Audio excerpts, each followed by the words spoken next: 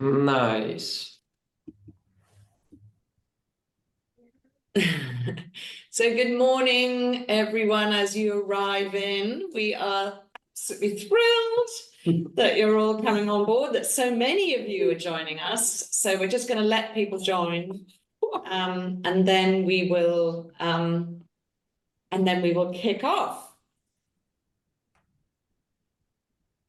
So gosh, I love opening a webinar which is so popular like this. I could see the ticker tape at the bottom as more and more people join. How many? Yeah. We're more than 100 people. That's wonderful. Yeah. That's wonderful. Another minute and then we will start, just to allow people time to so for those of you who have joined, this is all being, so you can watch it again, but obviously take as many notes as you want as well. Can you just How many now, and then I think we'll kick off. Yeah. Okay, so for those of you who don't know me, I am Charlie Stoney. I have the huge privilege of being the chief exec of the EACA, the European Association of Communication Agencies. And this is probably the most exciting thing that we have in our umbrella this year.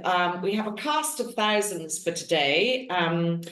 There are many of us who are going to be speaking to you, but we are hopefully going to make it interesting and inspiring for you to go ahead and produce your wonderful campaigns for us. So to kick off, let's share a few talking to you. Okay, great. So we are calling this Campaign for Good. So it's the EACA's initiative this year, shared with 5 NGO who look after children's rights online. Next slide. Okay, here we go. So I'm going to talk a little bit about what we do, and then we have lots of people. I think you're going to show the pictures of them, aren't you? Yes. So important people for you to know about. First of all, Christian, who won't be speaking, Christian de la Huchet, he is our wonderful president, but he is also a global partner with Havas. And he steers our ship beautifully. Thank you so much, Christian. And he is on the call today. Then we have Leander Barrington-Leach, who's the Executive Director from Five Rights Foundation, and she'll be sharing with you her vision for Five Rights and why this is so important for them. We have the wonderful Tommaso, who is our young board chair for the EACA. We have Monica Magna, Dr. Monica Magna, no less, who's our Senior Public Affairs Advisor here in the EACA. She's going to share with you some of the sort of EU views and why this is so important now. We have Clem, who is also on the Young Board. She's going to really, together with Tommaso, present the brief to you. Harriet is also very important. She is the founder and co-chair of CAN, which is the organisation that have put together the guidelines for advertising to minors. And then the wonderful Francesco sitting beside me, who is the project officer for this whole programme in the EACA. So you will be liaising with him mucho over the next while. So next slide. So EACA, for those of you who haven't engaged with us before, I suppose we're the sort of mothership for a lot of the Europe-wide agencies, and then the individual national associations across Europe. We cover 33 different countries. I'm lucky enough to have a wonderful team working with me in law. And who looks after all our membership, and Francesco, and then all the others behind the scenes who do wonderful work. We advocate for the industry at all levels. And the reason we wanted to do something together with Five Rights was that we wanted to put our money where our mouth is, really, in terms of supporting one of the key initiatives that the EU are trying to are supporting, and that is to protect children's rights online, protect minors online. And the C4G initiative hopefully will continue throughout the course of my tenure anyway, and we'll look to doing something that is a campaign for good, aligning with an EU initiative, perhaps every 2 years with Five Rights, because we think this is an incredibly important topic. So I'm not going to say any more. I'm going to hand over to Tommaso, who's to you about the Young Board and the work that he does. Thank you, Charlie, for the wonderful kickoff, and good morning, everyone. I'm Tommaso from Italy. First of all, it is truly heartwarming to see the participation today. I'm from the Young Board of the EACA. Now, what is the Young Board? It is an initiative by the EACA to work with young professionals in the advertising industry from all over Europe. The goal is for us, me and my colleague in the board, to really provide a fresh perspective to the EACA from young people, from newcomers in the industry. What is it like to look at the industry from the outside? What is it like to join the industry, and what does the future of the industry look like to us? So really, as you see here, our mission is to help the EACA future-proof the value of our industry for young professionals. Do this how? By highlighting the power of creativity. Of course, our superpower is creativity. By igniting the conversation and kickstarting the conversation on the value of advertising for society. And of course, finally, but most important, I would say, by inspiring and engaging young creatives like we are doing today.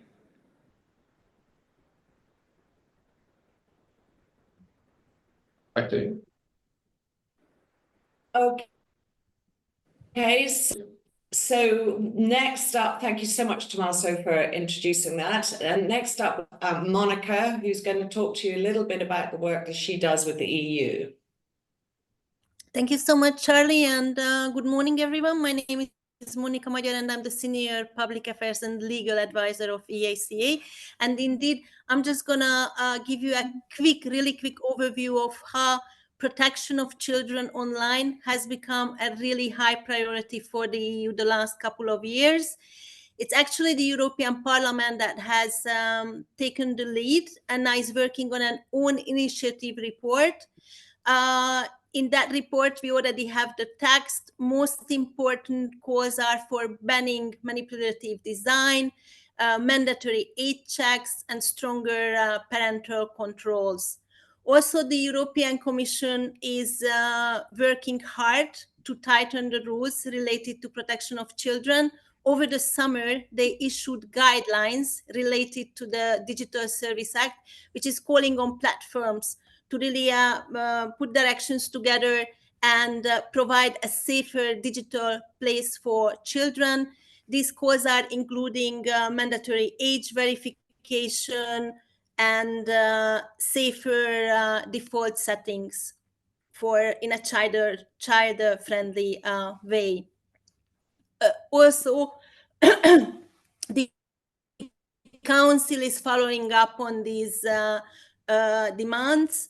The Danish presidency made it its high priority to work on these issues, and they are calling for stronger implementation, stronger legal frameworks, and also they are issuing a lot of political declarations related to this topic.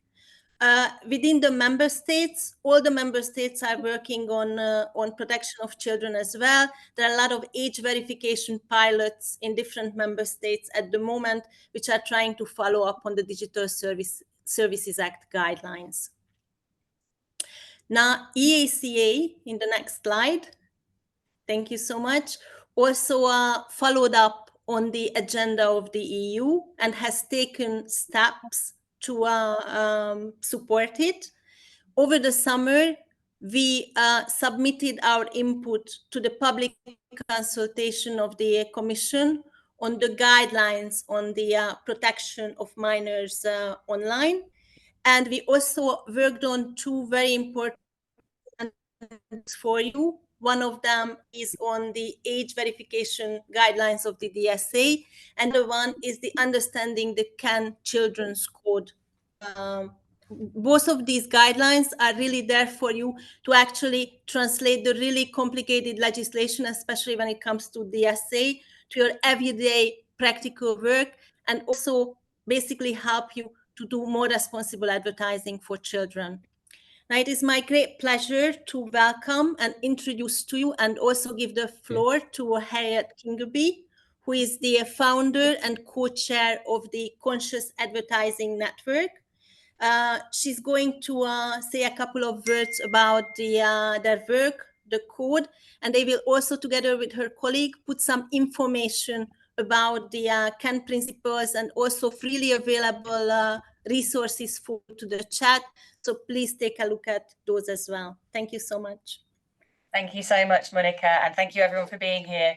It is with such pleasure that we see the code that's been translated by EACA today. The Conscious Advertising Network produces free guides on topics such as children's well-being, such as things like information integrity for the industry. And my colleague Nafisa is going to be on the call to share some links with you, and also to answer any questions that you have. But this work's also been done with 5 Rights. It looks at how we go beyond just complying with legislation and how we make sure that we put children's well-being right at the heart of what we do when we advertise.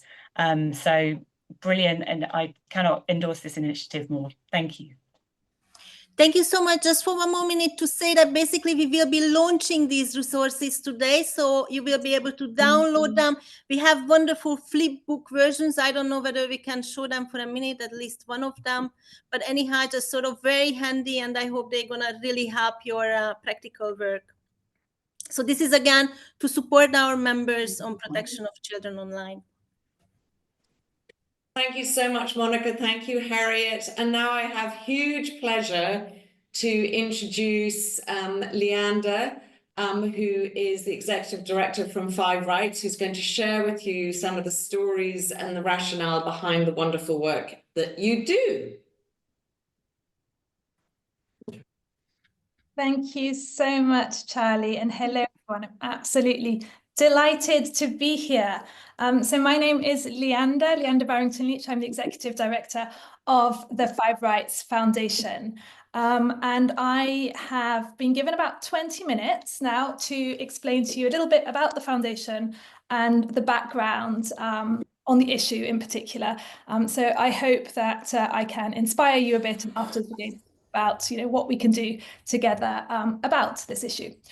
So 5 Rights. 5 Rights is an international NGO, and our mission is to build the digital world that children and young people deserve. As an organization, what we do is we work very closely with children all around the world. We do a lot of talking to them and consulting them on policy. We do our own research also together with experts around the world.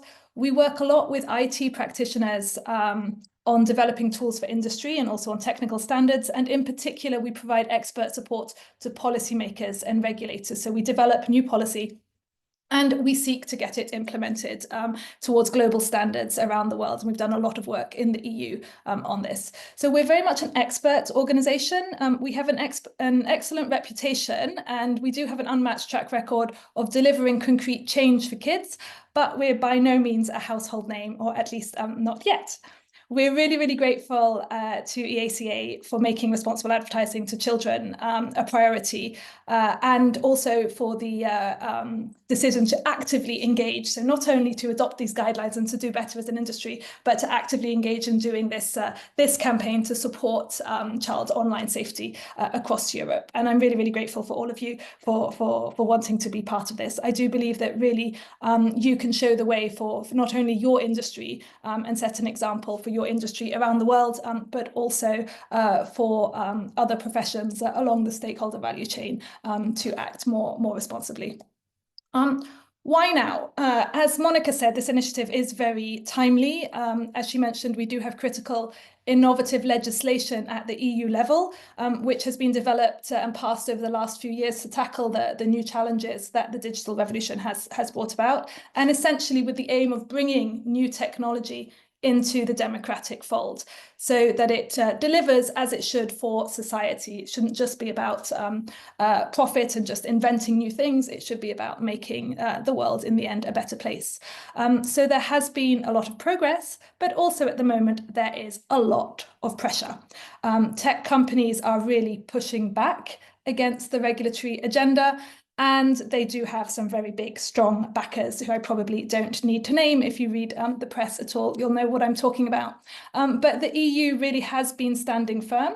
If any of you are geeky enough to have watched the State of the EU last week, you will have heard President von der Leyen saying very clearly that we need to put children's safety over corporate profits. So the EU is standing firm for now. We really need to buttress this, and we need to bring the weight of the voice of the people clearly and firmly behind these new norms so that they're really implemented, enforced, and can deliver for children. So this is our collective aim. How are we going to work together to bring European citizens together so that the EU, meaning Brussels, but also each and every of the member states, does not sacrifice children's safety and well-being for short-term gains, whether for a trade deal, a shiny new data center, or simply in the hopes of securing political favour from perhaps a less than fully reliable ally. So that's the why now, but I should probably now take a few steps back and talk about the issue itself. So children in the digital environment. Firstly, I'd just like to say a word about the scale. Globally, 1 in 3 internet users is a child. So that is about 1.25 billion children. In Europe, it's 1 in 5 internet users, because even the oldies here are online. So that's approximately 100 million kids in Europe. The online world is not optional for these children, even less so than it is for adults. Today, digital technology mediates almost every aspect of children's lives, their education, their social relationships, also their play. Babies are watched by webcam by parents in the office. Their photos and details of their lives are uploaded onto social media. Alexa and ChatGPT are the new favorite toys of many a child. And since COVID, Google Classroom, Scoodle, other forms of education technology are the new norm for homework and increasingly also for in-school lessons. Children move fluidly between the on and offline. So studying, for example, can mean using a textbook while doing a group exercise online. Playing with a friend can mean being in the same physical room with them, but at the same time being in the same virtual room. Watching or making a TikTok video and doing a challenge separately at the same time. So the lines are really blurring, and for children, the concept of real world versus digital is rather weird and old-fashioned. In a world of virtual worlds and generative AI, this differentiation may not exist at all for much longer. The centrality of the digital environment to children's lives was rather powerfully brought home to me personally about 5 years ago, when I visited the home of a woman and her 2 children who'd moved to Brussels a few years before that. These kids were aged 9 and 11, and I was really struck how, aside from clothes and accessories, there were no signs of children living in the house. Where were the books? Where were the games, the toys, the countless collections that children always obsess over and exchange with their friends? Well, the answer I got was on their phones and iPads. They had no physical toys whatsoever. Children today spend really a lot of time online. Various studies put screen time for kids at around 40 hours per week on average. That's the equivalent of a full-time job. Boys alone spend more than 2 hours per day on average gaming.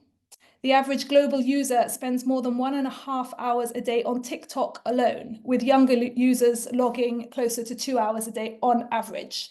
So that's the equivalent of 60 full waking days every year. So about 2 months just on TikTok, right? So I'll let you do the maths for the rest, but suffice it to say, when it comes to scale, we're talking an awful lot of kids and an awful lot of time. So what's the impact? I would just say, look around you. Every day I see little kids on the back of bikes on their commute to school, not talking to their parents or looking around, but on their iPads or their phones. My own son, who's now 13, dropped out of Scouts and stopped going to friends' houses for sleepovers because phones and devices meant they were no longer fun and sleep was short and constantly interrupted. When he started high school, he hated it because suddenly breaks were no longer fun. There was no one talked, no one played. They were all on their phones. In this house, we fight constantly about his phone, which he never answers when I call and only uses for gaming and watching videos, and all his other devices. The school computer, for example, is a nightmare. He's supposed to be doing his homework, but in fact, he's constantly distracted by notifications and YouTube in particular, and the appeal of so much else. So yes, look around you and ask yourself that question, what is the impact? It's clear that the digital world does have enormous potential for children, but at present, it's also very clear that it's failing to deliver on that promise. Five Rights was established when our founder, a documentary filmmaker, noticed that something was up with kids. Suddenly, she said, they went quiet. That was in 2012, when the smartphone reached a price point where parents could afford to buy them for their teenagers. She spent a year documenting their lives and experiences, and she saw discovery of all sorts of interesting things online, but she also saw life-crippling addiction to games and to porn, among others. She saw anxiety and growing eating disorders. She saw rampant bullying and sexual abuse. Since then, Five Rights' research, alongside that of many others, has made it very clear that the systems children are using on a daily basis are causing them substantial risk and harm. Consider addiction. 4 in 10 children, so around 40 to 50% in general, on average globally, say that they rarely disconnect from social media and that they feel addicted to the internet. 72% of teenagers say they often or sometimes check for messages or notifications as soon as they wake up, while roughly 4 in 10 teenagers say they feel anxious when they don't have their cell phone with them. More than 60% of respondents say they would struggle to last more than 24 hours without access to their social media, with many suggesting that it would make them anxious, lonely, or distressed. 1/3 of parents of children aged 5 to 15 and 40% of children aged between 12 and 15, so increasing, they struggle to control their children's screen time. And like I was saying, for me, it is the leading cause of family disputes. Addiction also disproportionately affects the most vulnerable. 68% of girls with moderate to severe depression symptoms said they felt addicted to TikTok or used it more than intended. I've named TikTok a couple of times, but actually, they're not particularly different from the rest. They're just very good at what they do. Consider also commercial exploitation. So many online games are deliberately designed to extract as much money from players as possible. So essential aspects of the game, such as energy and experience, appear as resources that deplete before the player's eyes, with the option to pay to improve gameplay. And many of these games have constant notifications to get you to come back, to check something, to win a prize. And many kids will have timers on to go back and permanently be checking their games and claiming their rewards. And it's incredibly disruptive for them. Consider body image. 40% of teenagers say images on social media cause them to worry about their body image. 80% of girls have considered changing their appearance online, and many will not post without a filter. Consider gender stereotypes and violence. 10% of 12 and 13-year-olds say they're addicted to porn. 80% of girls say it's common to be put under pressure to provide sexual images of themselves. And lastly, consider agency. Brain rot was the Oxford English Dictionary word of the year 2024 because kids are very conscious of the poor quality of what they're constantly consuming and its impact on them. When systems are designed to permanently titillate you, make things easy and modify your behavior, the result is a decline in immediate agency and long-term critical thinking. Our brains are developing until around 25 to 27 years old. They are being reshaped currently with long-term consequences. So what is going wrong? it's clear that, we humans, we're not perfect, and people put a lot of nasty stuff out there, and they also do some really bad things. But the way popular digital products and services are designed makes this problem much, much worse. We are living in a data economy, and that is an attention economy. It intentionally uses persuasive design to get and keep users online. What they're aiming to do, employing most of the psychologists of the world to do this, and certainly the best ones, what they're doing is getting people to stay online, to engage, to share as much as possible, to create as much content as possible, and of course, to consume as much advertisement as possible. So this translates into very common features, such as recommendation algorithms, which are everywhere, popularity metrics, nudges, endless scrolls, and constant through the night notifications. Not to mention, of course, massive data sharing and commercial pressure. So think of those games, always buy stuff, for example. This system leads to children who are particularly vulnerable to these psychological techniques being systematically exposed to a very wide range of risks. Carelessly designed, it then translates into negative feedback loops for children and society as a whole. So afterwards, we can share, for example, some of our research. If you look at the Pathways research, it showed that social media accounts registered as children were all subject to messaging from strangers and illegal or harmful content within hours of being set up. While these accounts, on the one hand, they were targeted with ads for games, sweets, teenage tampons, so they knew that they were kids, right? But at the same time, they're also being recommended very harmful content, from sexualized to pro-suicide materials, by algorithms that weight negative or extreme content 5 times higher than neutral or negative content. It's the algorithm. According to the EU Kids Online project, children in the EU, on average, see almost 20% of them, on average, every month see hate messages, about 15% violent images, content suggesting ways to be thin, content describing experiences with taking drugs, physically harming themselves, about 10% every month. In Poland, for example, 19% of children report seeing content related to ways to commit suicide at least monthly. This, again, this is what the algorithms are doing. It's not that people are producing bad content. Yeah, okay, people aren't perfect, but this is being pushed. Some of our more recent research shows it takes children just 1 click to go from a search for slime to porn.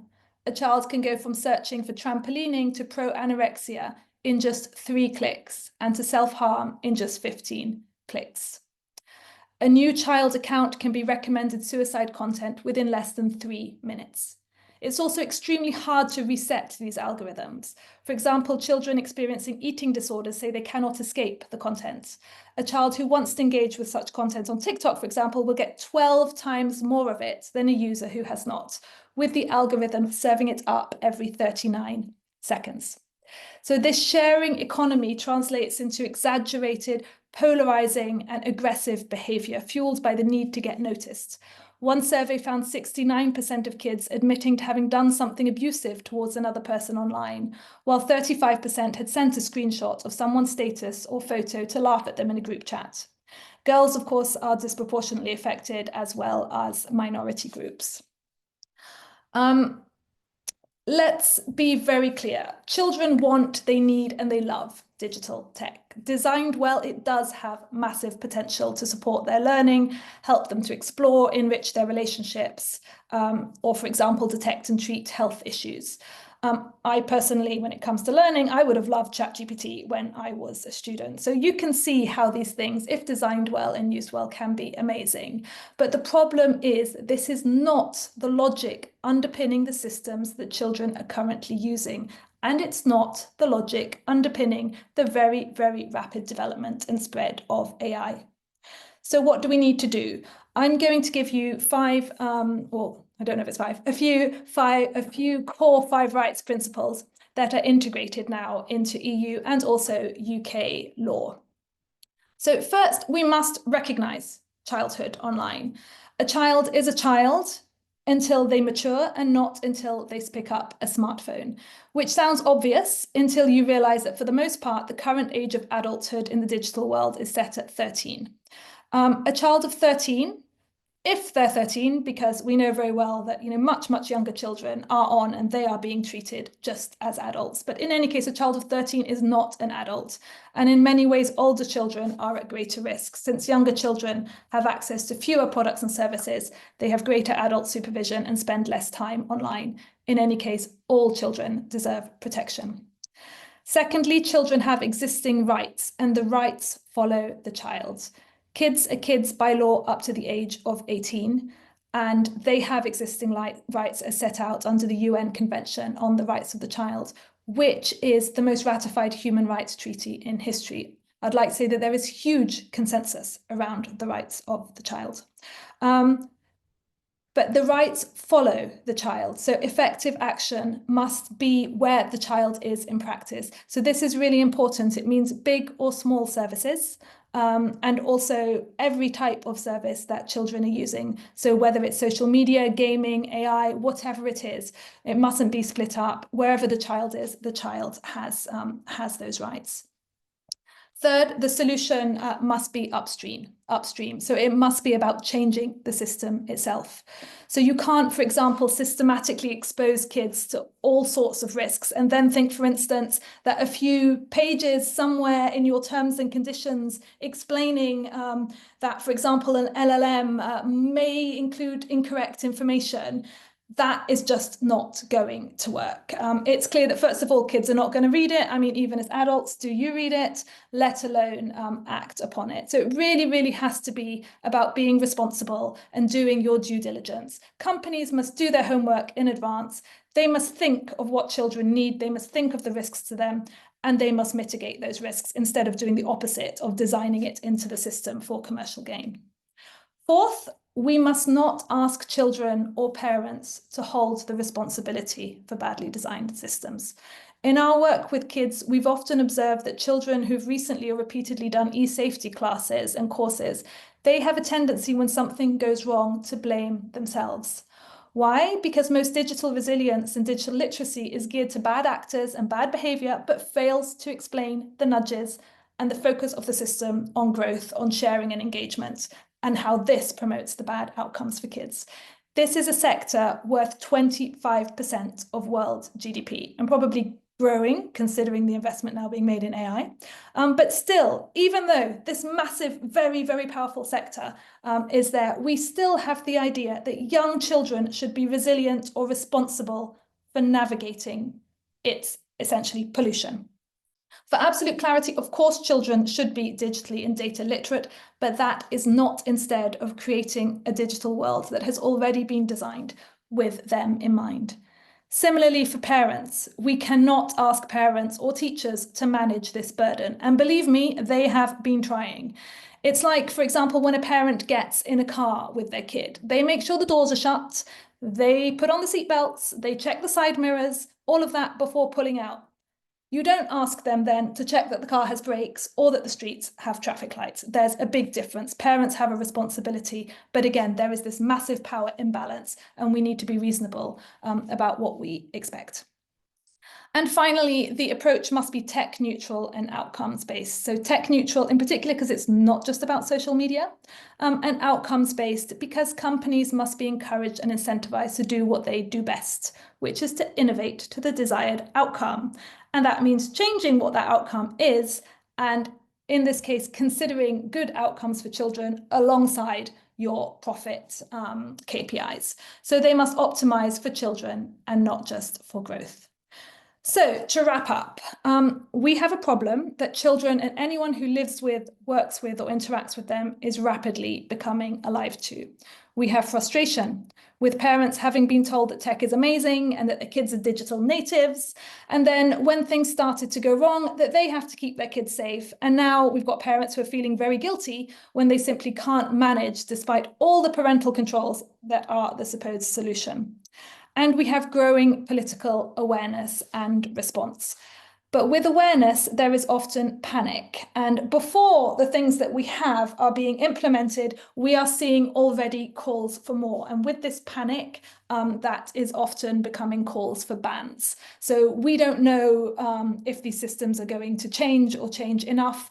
So maybe we should just ban it all. But as we said, children have rights, and this includes the right to participate. So even if it were possible and realistic to say kids cannot be online until they turn 15, 16, 18, if that were possible, and then suddenly they would come online at 18 and this is the big wide world, even if that were possible, it would deny them access to many things that are critical to modern society and to their right to participate in modern society.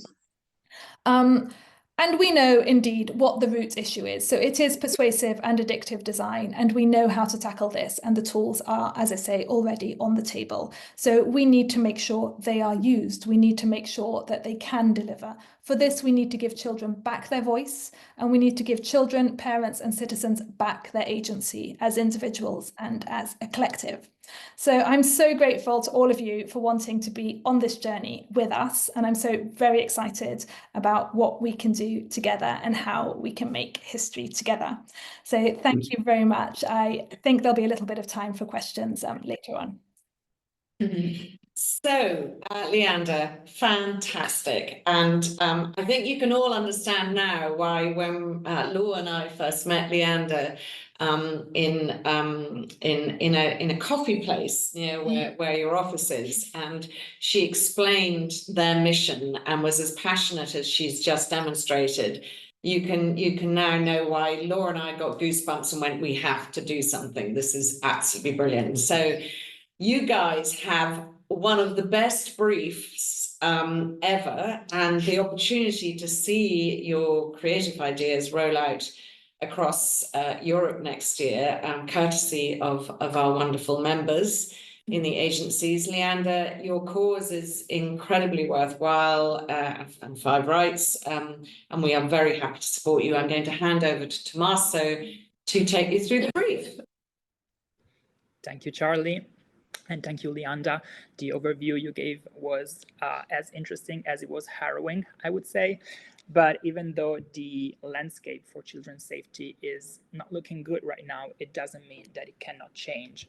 And actually, we as communication professionals have the power to be on the front line to make a change. So this is the reason why me and my colleagues in the Young Board have written this open brief, this creative open brief, to challenge all of the participants and anyone, of course, who wants to join at a later date, to come up with a campaign that can, we can say on the previous chart, thank you, Francesco, to come up with a campaign that can not only tackle what Leander has just explained to us, but also motivate people and citizens and parents to really understand that they do not have to accept the situation and the landscape as it is, but a change can be made, and they can push for a change and demand a change, and to have a sensible way of designing the internet for children.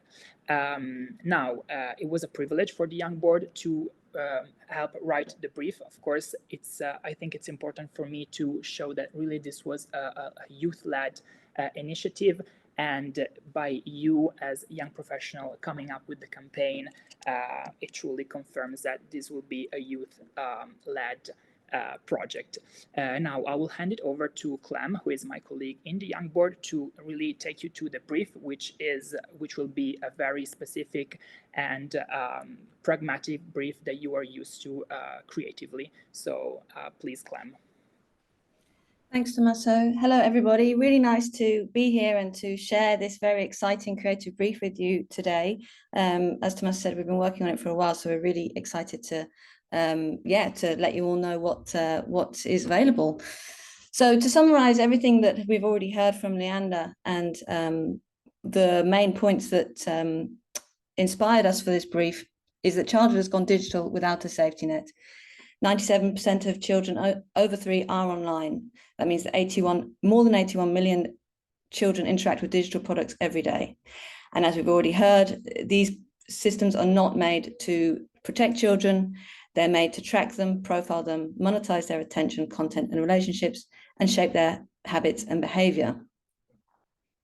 Well, this is something that concerns us, particularly as a group of young people in the industry. If we go to the next slide, I think this cause really inspires us because, especially in the young board, we're the first internet native generation. Maybe some of us remember what a dial-up sounds like, but I mean, others won't. Our knowledge of the digital world and our position in European communication gives us that unique insight in how to hopefully change internet for the better. So what does that mean? We come to the brief, if we go to the next slide. So we start with the challenge. And just so you all know, there'll be time for questions later. So I'll just run through everything as is. So the challenge, despite progress, public debate often addresses harms and not causes. As we've already spoken about today, they shift responsibility to the parents and the users rather than those responsible. So who are those responsible? We go on. That's the digital platforms. Oh, sorry, one more back.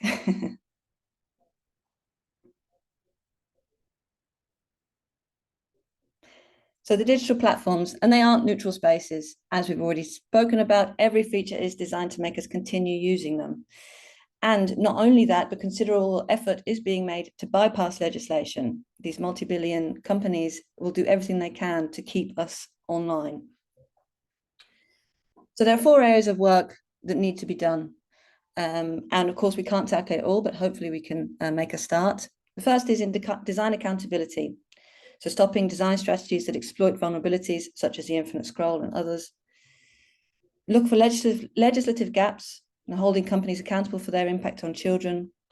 Third point is to focus on education deficits, so teaching parents about effective solutions beyond monitoring and also how to use their voice to demand change. And finally, by collaboration needs, building a safer by design mindset with NGOs, legislation, and technical companies all working together.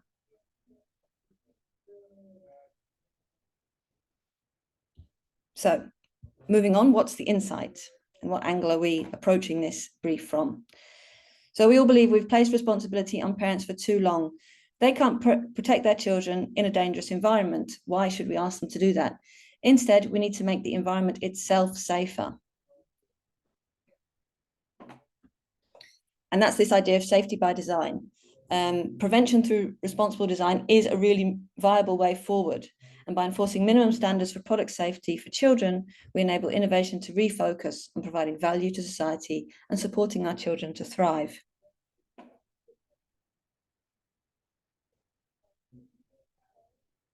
So here it comes, the opportunity. So with this brief, we want to invite young creatives to imagine a future where every child in Europe can explore the digital world safely and confidently.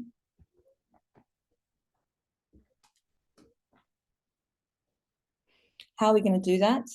Well, we'll do that through a European-wide campaign to raise awareness, drive action, and empower stakeholders to meaningfully protect children online. The core message is that we don't have to accept the internet the way it is, just because it's always been that way. We want to drive the audience to demand that companies design responsibly. And this is the way to get children, everyone's children, out of harm's way.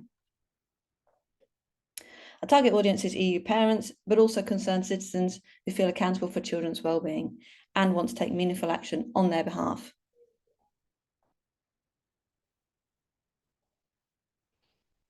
And of course, this is quite a heavy topic. It's something that might feel quite impossible to tackle, but we want to make sure we inspire people with a tone of voice that's accessible, optimistic, light, and child first. Most of all, we want to leverage children's voices and authentically represent them.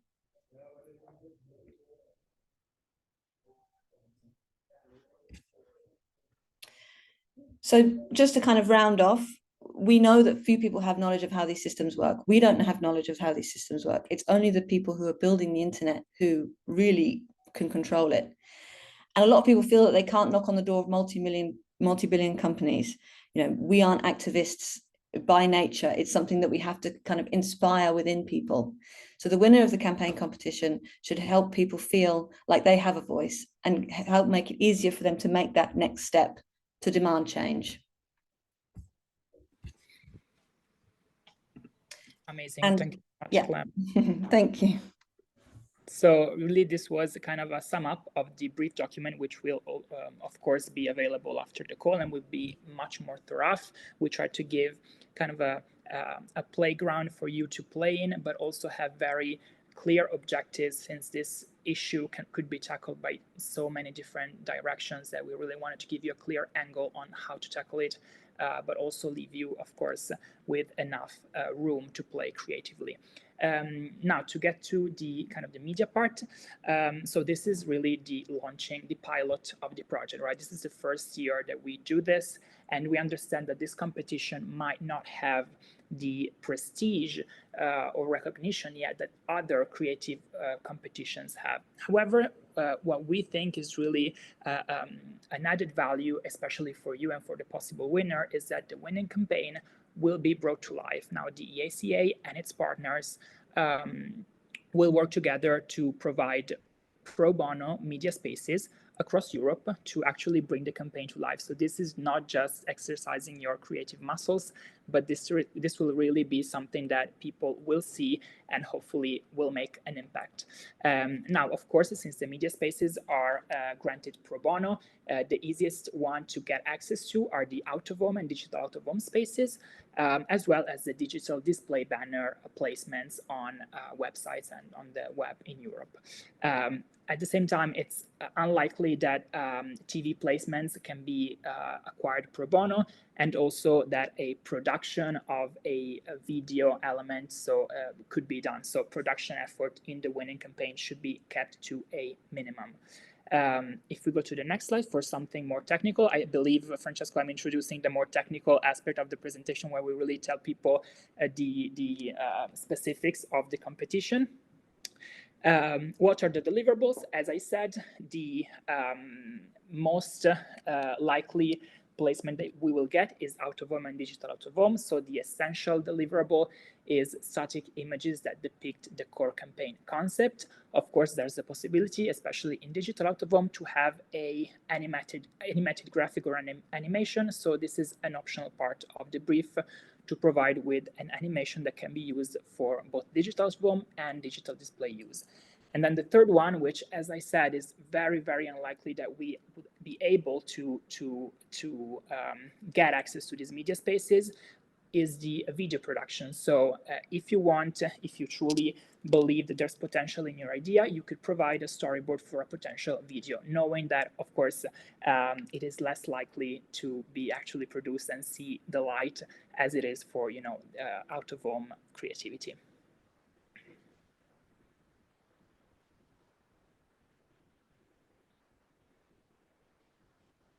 Thanks, Tommaso, and thanks, Clem. Clem.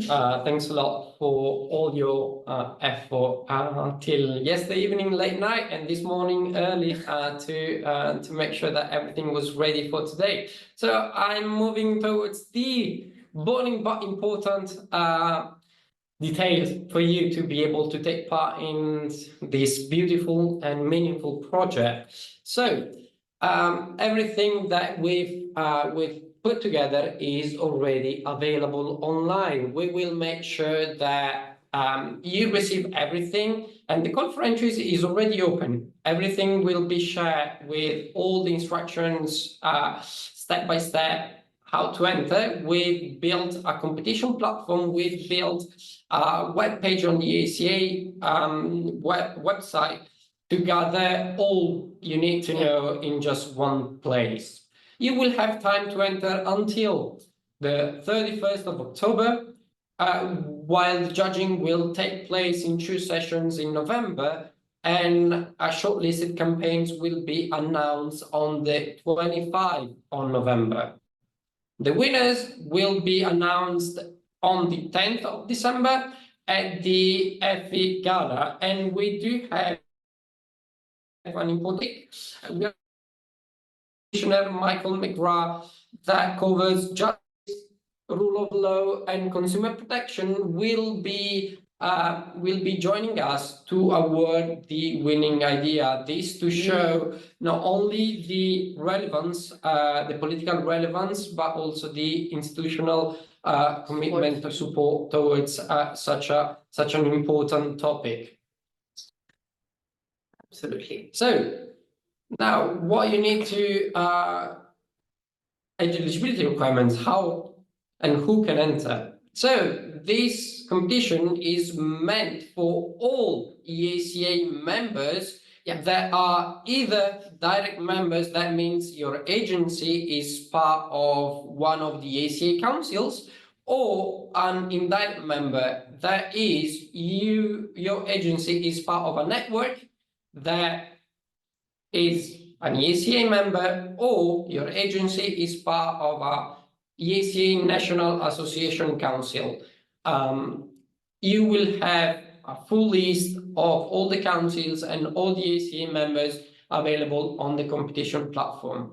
Since we mentioned it's a youth-led initiative, we are allowing young agency professionals up to 35 years old, and we'd love to see you teaming up in teams, groups of up to 4 people.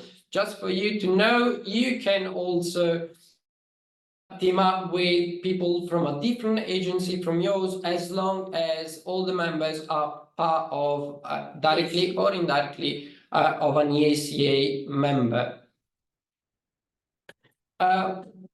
Quickly back to the creative deliverables. As Tommaso mentioned, our main focus will be static deliverables with out-of-home and digital out-of-home or digital display banners as the main formats. The focus should be strong, simple static images with use of stock and graphics images encouraged, and of course, we were mentioning a lot AI. AI is now like a part of our daily lives, especially in our sector, in our industry. So we definitely encourage you to use responsibly this tool, and to make sure that you just let us know how you've leveraged AI tools to present the best idea possible. And that brings us to the end of this session. I'm gonna give back the floor to our CEO, Charlie. Exactly. So thank you, everybody. I find the whole brief equally inspiring and terrifying. And Tommaso, of course, Francesca. Go back over and look at the questions that you've all got. I think there was a lot of questions on, are we going to get the stats? Yes, absolutely. You will get links to all the research that Five Rights has. The full briefing document will be shared with everybody. What you see on the slideshow is the highlights, just so that it's very, very clear. I think Tommaso and Clem have done an amazing job on delivering what the insights are. I think I can't emphasize enough that while the brief and in the context is terrifying, the tone needs to be really inspiring. What is it? Is it yes, sorry, Leander's asked that 2 questions. Is the purpose of this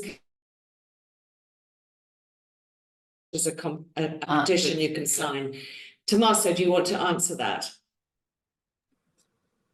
Yeah, definitely. So, Leander, of course, correct me if I'm wrong, but we are working, Five Rights mostly is working on a petition as well that kind of sums up what we've already discussed, and kind of pushes people, as we said, to take, to grow kind of an advocacy within them, and to ask demand for more responsible design. So there will be a petition, and the campaign will definitely need a CTA to sign that petition. The petition is being written currently, so it will not be available as, the text of the petition immediately.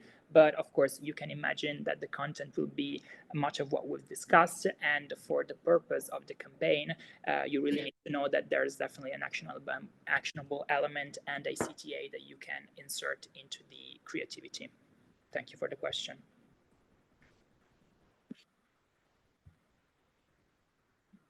I have a question for Leander, actually, just on the petition, because obviously it's important. So the call to action is that there will be a petition, but presumably the petition is aimed at regional governments, or is it predominantly?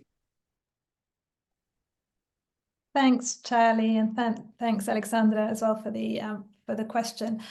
Indeed, for Five Rights, I mean, the aim is to indeed raise awareness. It's to empower parents. As I said, there's a lot of frustration, but this is, first of all, not taking into account children's voices. So for us, I think it was said there very clearly by Clem and Tommaso that it's really important for Five Rights that this campaign give voice to children, and that it empower parents and citizens to take action on their behalf. So there will indeed be a petition, which will be to national governments. So it will probably be distinct by country, to national governments and the EU government, asking them to take action and implement and enforce the legislation that we have on the table. So it will be something very concrete. It will be tailored at the last minute, depending where we are in terms of the policy. But that will be, it will probably be quite a simple text saying, we demand that companies be held accountable for the design of their systems and for making sure that our children are not exposed to risk online. And to this end, we demand that our governments and the EU government enforce the legislation on the table, despite all external pressure, and ensure that companies are held accountable, something along those lines. Thank you. And I think there's a question about the number of slides, so I think that needs clarifying. Absolutely. So we've included on the full brief the deliverables. So what we exactly expect from you, we've included a max of 3 creative examples when it comes to the statics. And I, of course, if I'm mistaken, Tommaso or Clem, feel free to jump in. And then we've also added some optional requirements for you to make available to us. But everything will be exemplified on the brief. Sorry, just in terms of your question about the slides, though, and this is important because I think people are assuming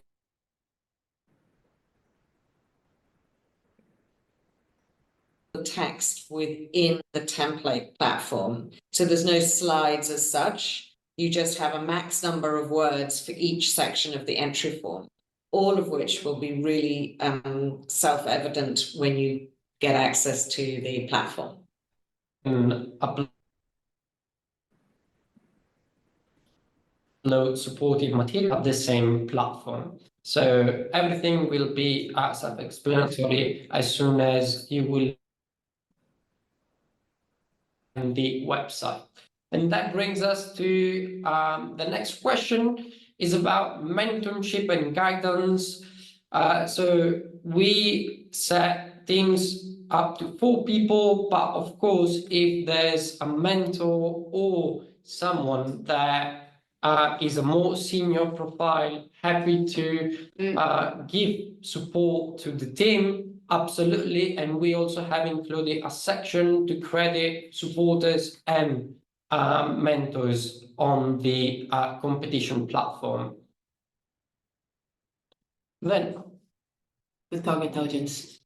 so there's a question, I think, for Tommaso yeah. or Clem, I don't know if you want to take a question on the target audience. It's in the brief.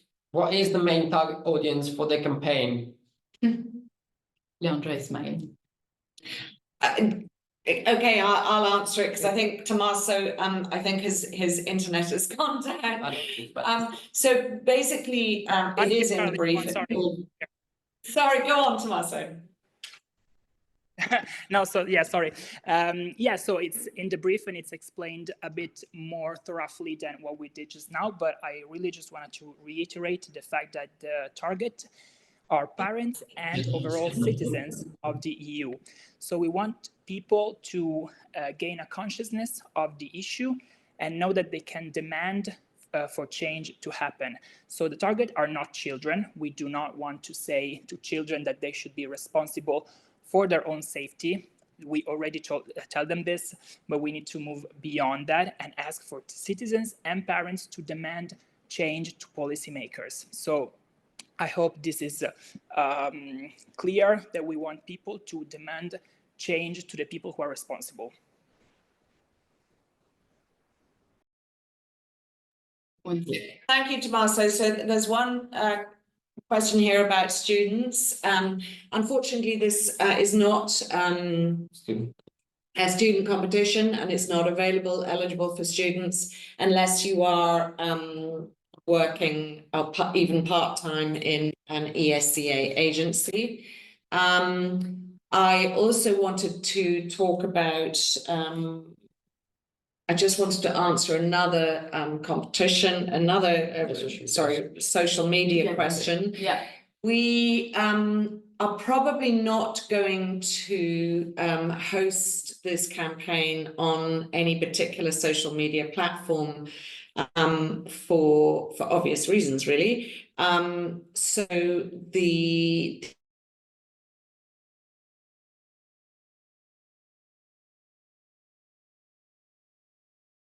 looking at digital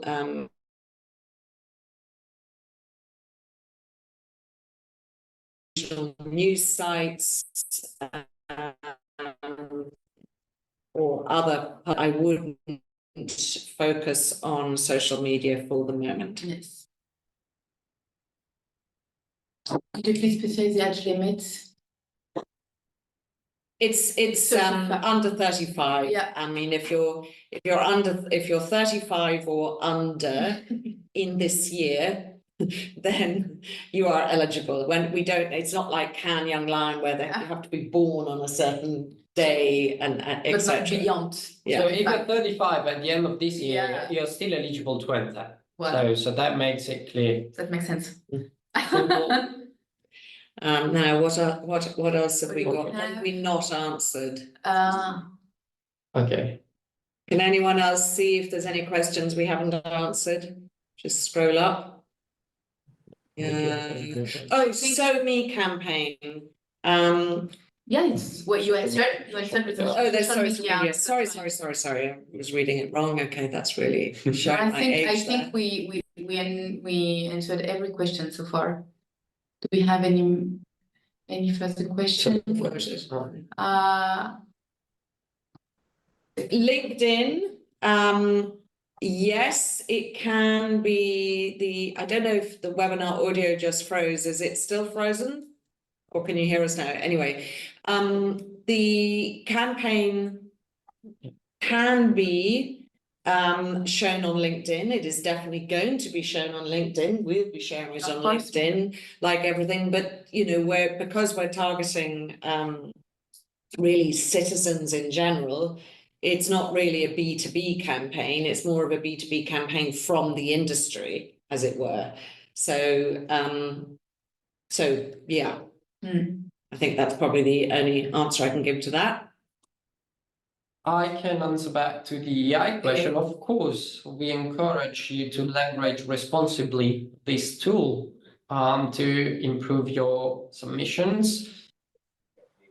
That brings us to another question. The out of home will be translated into each country's respective language. Yes, absolutely. That's also Part of the commitment we are taking on with our members. And actually, that's worth pointing out that when you're doing a campaign, it needs to be something that could be shown Europe-wide. So avoid anything that's too regional specific or in jokes or to do with I suppose celebrities in your particular area, because that obviously will have an impact on how scalable it is across Europe.